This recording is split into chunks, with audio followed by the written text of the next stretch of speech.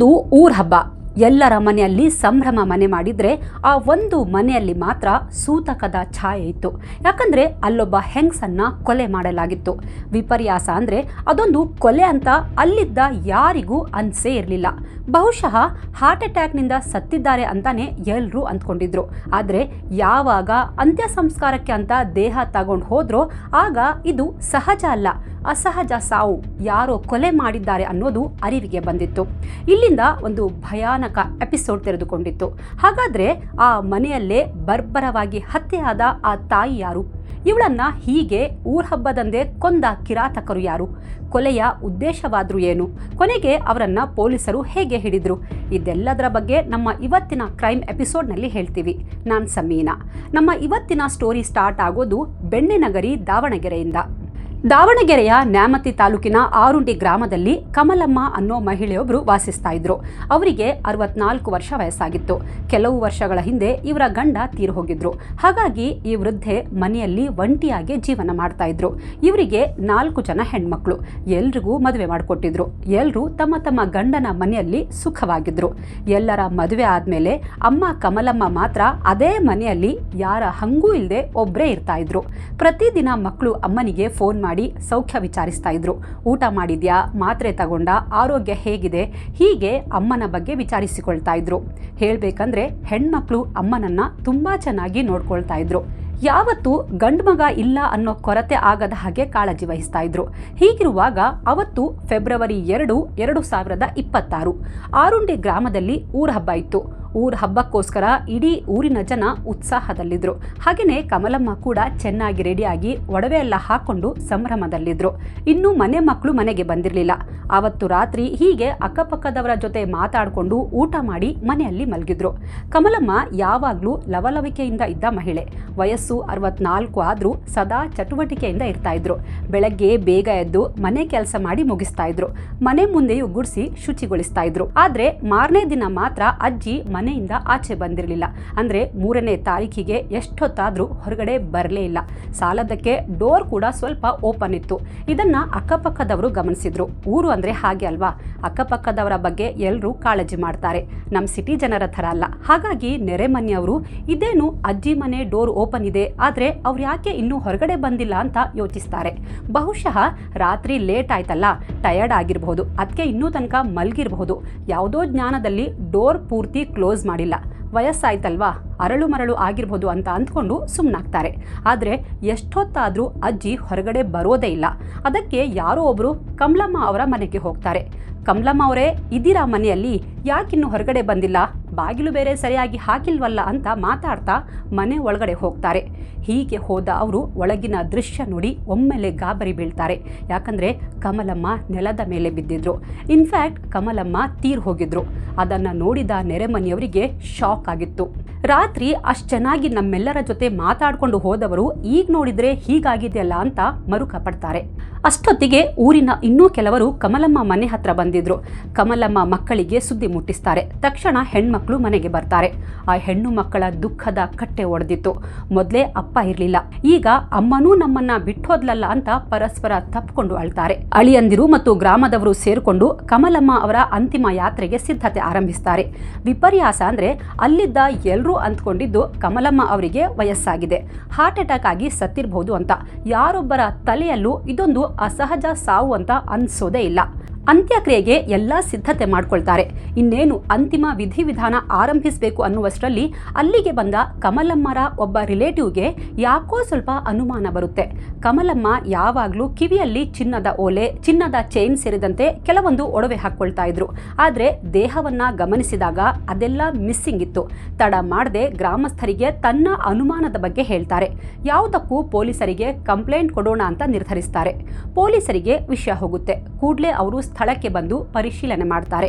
ದೇಹವನ್ನ ಪಿಎಂಗೆ ಕಳಿಸ್ತಾರೆ. ಸ್ಥಳ ಪರಿಶೀಲನೆ ಮಾಡಿದ ಪೊಲೀಸರಿಗೂ ಇದೊಂದು ಸಹಜ ಸಾವಲ್ಲ ಅನ್ನೋದು ಅರಿವಿಗೆ ಬಂದಿತ್ತು. ಹಾಗಾಗಿ UTR ದಾಖಲಿಸಿಕೊಂಡು ತನಿಖೆಗಿಳಿತಾರೆ. ಮೊದಲಿಗೆ ಹೆಣ್ಣು ಮಕ್ಕಳ ಹತ್ರ, ಊರವರ ಹತ್ರ ವಿಚಾರಣೆ ಮಾಡ್ತಾರೆ. ಅಮ್ಮನ ಜೊತೆ ಯಾರಿಗಾದ್ರೂ ದ್ವೇಷ ಇತ್ತಾ? ಇತ್ತೀಚೆಗೆ ಯಾರ ಜೊತೆ ಆದ್ರೂ ಜಗಳ ಆಗಿತ್ತಾ? ಯಾರ ಮೇಲಾದ್ರೂ ಡೌಟ್ ಇದೆಯಾ? ಯಾರಾದ್ರೂ ಆಗಾಗ ಮನೆಗೆ ಬರ್ತಿದ್ರಾ ಅಂತ ವಿಚಾರಿಸ್ತಾರೆ. ಊರವರು ಕಮಲಮ್ಮ ತುಂಬಾ ಒಳ್ಳೆಯವರು ಸರ್, ಅವರು ಯಾರ ತಂಟೆಗೂ ಹೋಗ್ತಾ ಇರಲಿಲ್ಲ, ಅವರಾಯ್ತು, ಅವರ ಕೆಲಸ ಆಯಿತು ಅಂತ ತಮ್ಮ ಪಾಡಿಗೆ ತಾವು ಇರ್ತಾ ಇದ್ರು. ಯಾರ ತಂಟೆಗೂ ಹೋಗ್ತಾ ಇರಲಿಲ್ಲ. ನಮಗೆ ಯಾರ ಮೇಲೆಯೂ ಅನುಮಾನ ಇಲ್ಲ ಅಂತಾರೆ. ಪೊಲೀಸರು ಎಲ್ಲರ ಸ್ಟೇಟ್ಮೆಂಟ್ ತಗೊಂಡು ಇನ್ವೆಸ್ಟಿಗೇಷನ್ ಕಂಟಿನ್ಯೂ ಮಾಡ್ತಾರೆ. ಈ ವೇಳೆ ಪೊಲೀಸರಿಗೆ ಒಂದು ಮೇಜರ್ ಕ್ಲೂ ಸಿಗುತ್ತೆ. ಸರ್, ರಾತ್ರಿ ಊರ ಹಬ್ಬ ಇದ್ದುದ್ರಿಂದ ಯಾರೋ ಒಬ್ಬ ವ್ಯಕ್ತಿ ನಮ್ಮೂರಿಗೆ ಬಂದಿದ್ದ. ಆದರೆ ನಾವು ಯಾವತ್ತೂ ಅವನನ್ನ ನೋಡೇ ಇಲ್ಲ. ಅವನು ನಮ್ಮೂರಿನವನಲ್ಲ, ಯಾರದ್ದೋ ಮನೆಗೆ ನೆಂಟನಾಗಿ ಬಂದಿರಬಹುದು ಅನ್ಕೊಂಡು ನಾವು ಸುಮ್ಮನಾದ್ವಿ. ಈಗ ಯಾಕೋ ಅವನ ಮೇಲೆ ಡೌಟ್ ಬರ್ತಾ ಇದೆ. ಅವನು ರಾತ್ರಿ ಸಂಶಯಾಸ್ಪದವಾಗಿ ತಿರುಗ್ತಾ ಇದ್ದ ಅಂತ ಅಲ್ಲೊಬ್ರು ಪೊಲೀಸರಿಗೆ ಮಾಹಿತಿ ನೀಡ್ತಾರೆ. ಪೊಲೀಸರು ಅವನ ಬಗ್ಗೆ ಮತ್ತಷ್ಟು ಮಾಹಿತಿ ಪಡಿತಾರೆ. ಅವನು ನೋಡೋಕೆ ಹೇಗಿದ್ದ, ಹೈಟ್, ವೇಟ್, ಅವನ ಕಲರ್, ಹೀಗೆ ಎಲ್ಲ ಡೀಟೇಲ್ ತಗೊಳ್ತಾರೆ. ಹೀಗಿರುವಾಗಲೇ ಪೊಲೀಸರಿಗೆ ಆ ವ್ಯಕ್ತಿಯ ಬಗ್ಗೆ ಕ್ಲೂ ಸಿಗುತ್ತೆ. ಅವನ ಹೆಸರು ಅಭಿಷೇಕ್. ಇವನು ಶಿವಮೊಗ್ಗ ಮೂಲದವನು, MSc ಓದಿದ್ದಾನೆ. ಆ ರಾತ್ರಿ ಗ್ರಾಮದಲ್ಲಿ ಅನುಮಾನಾಸ್ಪದವಾಗಿ ಓಡಾಡ್ತಾ ಇದ್ದವನು ಇದೇ ಅಭಿಷೇಕ್ ಅನ್ನೋದು ಗೊತ್ತಾಗುತ್ತೆ. ತಕ್ಷಣ ಇವನನ್ನ ಹಿಡ್ಕೊಂಡು ಬಂದು ವಿಚಾರಣೆ ಆರಂಭಿಸ್ತಾರೆ. ಸರ್, ನಿಮ್ಗೆ ಯಾರೋ ಮಿಸ್ಲೀಡ್ ಮಾಡಿದ್ದಾರೆ, ನಾನೇನೂ ಮಾಡಿಲ್ಲ ಅಂತಾನೆ. ಬಟ್ ಇಂಥ ಏನೂ ಮಾಡಿಲ್ಲ ಅನ್ನೋರನ್ನ ಪೊಲೀಸರು ಎಷ್ಟು ಜನರನ್ನ ನೋಡಿಲ್ಲ ಹೇಳಿ. ಒಂದೇ ಒಂದು ಆವಾಜ್ ಹಾಕಿದ್ದೇ ತಡ, ಗಿಣಿ ಥರ ಮಾತಾಡೋಕೆ ಆರಂಭಿಸಿದ್ದ. ಇಲ್ಲಿಂದ ಅಭಿಷೇಕ್ ತನ್ನ ಕಥೆ ಸ್ಟಾರ್ಟ್ ಮಾಡ್ತಾನೆ. ಸರ್, ನನ್ನ ಹೆಸರು ಅಭಿಷೇಕ್, ನನಗೆ 23 ವರ್ಷ. ನಾನು MSc ಮಾಡಿದ್ದೀನಿ. ನಾನು ಶಿವಮೊಗ್ಗದವನು. ನನಗೆ ಒಂದು ಕೆಟ್ಟ ಚಟ ಇದೆ. ನಾನು ಆನ್ಲೈನ್ ಗೇಮ್ ಗೀಳಿಗೆ ಬಿದ್ದಿದ್ದೆ. ಮೊದಲು ನನ್ನ ಹತ್ರ ಇದ್ದ ದುಡ್ಡಿಂದ ಆಡ್ತಾ ಇದ್ದೆ. ಆದರೆ ಹೋಗ್ತಾ ಹೋಗ್ತಾ ನನ್ನೆಲ್ಲ ದುಡ್ಡು ಖಾಲಿ ಆಯಿತು. ಒಂದು ಪೈಸೆಯೂ ಇರಲಿಲ್ಲ. ಅದಕ್ಕೆ ಫ್ರೆಂಡ್ಸ್ ಹತ್ರ, ಪರಿಚಯದವರ ಹತ್ರ ಸಾಲ ತಗೊಂಡು ಗೇಮ್ಸ್ ಆಡ್ತಾ ಇದ್ದೆ. ಆದರೆ ನಾನು ಎಷ್ಟು ಸಾಲ ಮಾಡಿಬಿಟ್ಟಿದ್ದೆ ಅಂದರೆ ಅದು ಲಕ್ಷಾಂತರ ರೂಪಾಯಿ ಆಗೋಯ್ತು. 25 ಲಕ್ಷ ಸಾಲ ಆಗೋಗಿತ್ತು. ಕ್ರಮೇಣ ಎಲ್ಲರೂ ನನಗೆ ಸಾಲ ಕೊಡೋದು ನಿಲ್ಲಿಸ್ಬಿಟ್ರು ಸರ್ ಅಂತ ಅಭಿಷೇಕ್ ಪೊಲೀಸರಿಗೆ ಹೇಳ್ತಾನೆ. ಜೊತೆಗೆ ಸಾಲಗಾರರ ಕಾಟವೂ ಶುರುವಾಯಿತು. ನನಗೆ ಏನು ಮಾಡಬೇಕು ಗೊತ್ತಾಗ್ತಾ ಇರಲಿಲ್ಲ. ಅದಕ್ಕೆ ನಾನು ಶಿವಮೊಗ್ಗದ ನನ್ನ ಊರಿಂದ ಎಸ್ಕೇಪ್ ಆಗಿಬಿಟ್ಟೆ. ನಾನು ಊರು ಬಿಟ್ಟು 2 ತಿಂಗಳಾಯಿತು. ಕರ್ನಾಟಕದ ಬೇರೆ ಬೇರೆ ಭಾಗಗಳಲ್ಲಿ ಸುತ್ತುತ್ತಾ ಇದ್ದೆ. ರಾತ್ರಿ ಬಸ್ ಸ್ಟ್ಯಾಂಡ್ ಸೇರಿದಂತೆ ಬೇರೆ ಬೇರೆ ಕಡೆ ಮಲಗ್ತಾ ಇದ್ದೆ. ಅವತ್ತು ಫೆಬ್ರವರಿ 2ಕ್ಕೆ ದಾವಣಗೆರೆಯ ಆರುಂಡಿ ಗ್ರಾಮಕ್ಕೆ ಬಂದೆ. ಇಲ್ಲಿ ಊರ ಹಬ್ಬ ನಡೀತಾ ಇರೋದು ಗೊತ್ತಾಯಿತು. ಈ ವೇಳೆ ಸುಮ್ಮನೆ ಊರಲ್ಲಿ ಸುತ್ತಾಡ್ತಾ ಇರುವಾಗ ಒಬ್ಬ ಅಜ್ಜಿ ಕಾಣಿಸಿದ್ರು. ಅವರಿಗೆ ವಯಸ್ಸಾಗಿತ್ತು. ಆ ಅಜ್ಜಿ ಮೈ ಮೇಲೆ ಚಿನ್ನ ಹಾಕ್ಕೊಂಡು ದೇವಸ್ಥಾನಕ್ಕೆ ಬಂದಿದ್ರು. ಅವರನ್ನ ನೋಡಿದ ಕೂಡಲೇ ಒಂದು ಖತರ್ನಾಕ್ ಐಡಿಯಾ ಬಂತು. ಊರವರೆಲ್ಲ ಪೂಜೆಯಲ್ಲಿ ಬ್ಯುಸಿ ಇದ್ರು. ನಾನು ಅವರನ್ನ ಫಾಲೋ ಮಾಡ್ಕೊಂಡಿದ್ದೆ. ಅವರ ಮನೆ ಎಲ್ಲಿ ಅಂತ ತಿಳ್ಕೊಂಡೆ. ಅವರು ಒಂಟಿ ಆಗಿರ್ತಾರೆ ಅನ್ನೋದು ಗೊತ್ತಾಯಿತು. ಇದೇ ನನ್ನ ಸರಿಯಾದ ಟಾರ್ಗೆಟ್ ಅಂತ ಫಿಕ್ಸ್ ಆದೆ. ಅವರ ಮನೆ ಹಿಂಬಾಗಿಲಿನಿಂದ ಒಳಗಡೆ ನುಗ್ಗಿ ಔತ್ಕೊಂಡೆ. ಹಬ್ಬ ಎಲ್ಲ ಮುಗಿಸ್ಕೊಂಡು ಆ ಅಜ್ಜಿ ಮನೆಗೆ ಬಂದು ಮಲಗಿದ್ರು. ತಡರಾತ್ರಿ ನಾನು ದಿಂಬಿನಿಂದ ಗಟ್ಟಿಸಿ ಕೊಲೆ ಮಾಡಿಬಿಟ್ಟೆ ಅಂತ ಆರೋಪಿ ಅಭಿಷೇಕ್ ಪೊಲೀಸರಿಗೆ ಸ್ಟೇಟ್ಮೆಂಟ್ ಕೊಡ್ತಾನೆ. ನಂತರ ಅವರ ಮೈ ಮೇಲಿದ್ದ ಒಡವೆ ದೋಚ್ಕೊಂಡು ಪರಾರಿಯಾಗ್ಬಿಟ್ಟೆ. ಆ ಚಿನ್ನವನ್ನ ಶಿಕಾರಿಪುರದ ಬೇರೆ ಬೇರೆ ಬ್ಯಾಂಕ್ಗಳಲ್ಲಿ ಅಡ ಇಟ್ಟೆ. ನಂತರ ಆ ಹಣದಿಂದ ಆನ್ಲೈನ್ ಗೇಮ್ ಆಡಿದೆ ಅಂತ ತಾನು ಮಾಡಿದ ಕೊಲೆ ಬಗ್ಗೆ ಅಂಜಿಕೆ ಇಲ್ಲದೆ ಹೇಳ್ತಾನೆ. ಅವರು ಹಾಕ್ಕೊಂಡಿದ್ದ ಒಡವೆ ರೇಟ್ ಸುಮಾರು 8,44,000 ರೂಪಾಯಿ ಅಂತ ಪೊಲೀಸರು ಅಂದಾಜಿಸಿದ್ದಾರೆ. ಬಹುಶಃ ಅವತ್ತು ಕಮಲಮ್ಮ ಅವರ ರಿಲೇಟಿವ್ ಒಬ್ಬರಿಗೆ ಅನುಮಾನ ಬರದೇ ಇದ್ದಿದ್ರೆ ಎಲ್ಲರೂ ಸಹಜ ಸಾವು ಅಂತ ಅಂದ್ಕೊಂಡು ಅಂತ್ಯಕ್ರಿಯೆ ಮಾಡಿ ಮುಗಿಸಿರೋರು. ಯಾವತ್ತೂ ಈ ಕೊಲೆ ರಹಸ್ಯ ಹೊರ ಬರ್ತಿರ್ಲಿಲ್ಲ. ಈ ಅಭಿಷೇಕ್ ಇನ್ನೂ ಎಷ್ಟು ಜನರ ಉಸಿರು ನಿಲ್ಲಿಸ್ತಾ ಇದ್ನೋ ಏನೋ. ಸದ್ಯ ಪೊಲೀಸರು ಅಭಿಷೇಕ್ನನ್ನ ಅರೆಸ್ಟ್ ಮಾಡಿ ಜೈಲಿಗೆ ಕಳಿಸಿದ್ದಾರೆ. ಹಾಗೆ ಕದ್ದ ಚಿನ್ನವನ್ನ ವಶಪಡಿಸಿಕೊಂಡಿದ್ದಾರೆ. ಕಮಲಮ್ಮರನ್ನ ಕೊಲೆ ಮಾಡಲಾಗಿದೆ ಅಂತ ಪೊಲೀಸರು ಹೇಳಿದಾಗ ಊರಿನ ಜನರೆಲ್ಲ ಶಾಕಲ್ಲಿದ್ರು. ಇತ್ತ ಅಭಿಷೇಕ್ ಪೋಷಕರಿಗೂ ವಿಷಯ ಗೊತ್ತಾಗಿ ಅವರು ಶಾಕಲ್ಲಿದ್ದಾರೆ. ಕಷ್ಟಪಟ್ಟು ಮಗನಿಗೆ MSc ಮಾಡಿಸಿದ್ರು.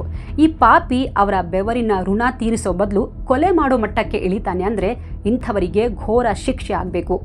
ಓದಿರೋ ವಿದ್ಯಾವಂತ ಮಕ್ಕಳು ಹೀಗೆ ಆನ್ಲೈನ್ ಗೇಮಿಂಗ್ ಚಟಕ್ಕೆ ದಾಸರಾದರೆ ಏನು ಮಾಡ್ಬೇಕು ಹೇಳಿ? ಲಕ್ಷಾಂತರ ರೂಪಾಯಿ ಸಾಲ ಮಾಡೋದು, ಸಾಲ ತೀರಿಸೋಕ್ಕಾಗದೆ ತಾವೇ ಆತ್ಮಹತ್ಯೆ ಮಾಡ್ಕೊಳ್ಳೋದು, ಇಲ್ಲ ಬೇರೆಯವರನ್ನ ಹತ್ಯೆ ಮಾಡೋದು, ಕಳ್ಳತನ ಮಾಡೋದು, ಹೀಗೆ ಬೇರೆ ಬೇರೆ ಕ್ರೈಮ್ನಲ್ಲಿ ತೊಡಗೋ ಕೇಸ್ಗಳು ಇತ್ತೀಚೆಗೆ ಹೆಚ್ಚಾಗ್ತಾ ಇವೆ. ಈ ಬಗ್ಗೆ ನಾವೆಲ್ಲರೂ ಗಂಭೀರವಾಗಿ ಯೋಚನೆ ಮಾಡಲೇಬೇಕು. ತಮ್ಮ ಮಕ್ಕಳು ಮೊಬೈಲ್ನಲ್ಲಿ ಏನು ನೋಡ್ತಾ ಇದ್ದಾರೆ, ಏನು ಮಾಡ್ತಾ ಇದ್ದಾರೆ, ಅವರ ಫ್ರೆಂಡ್ಸ್ ಯಾರು, ಅವರ ಹಾಬಿ ಏನು, ಇದೆಲ್ಲದರ ಬಗ್ಗೆ ಪೋಷಕರು ಒಂದು ಕಣ್ಣಿಟ್ಟಿರಬೇಕು. ಇಲ್ಲಾಂದರೆ ಮಕ್ಕಳು ಹಾದಿ ತಪ್ಪಿಬಿಡ್ತಾರೆ. ಹುಷಾರ್. ಈ ಕೇಸ್ ಬಗ್ಗೆ ನಿಮಗೆ ಏನು ಅನಿಸುತ್ತೆ ಕಾಮೆಂಟ್ ಮಾಡಿ ತಿಳಿಸಿ. Thank you so much.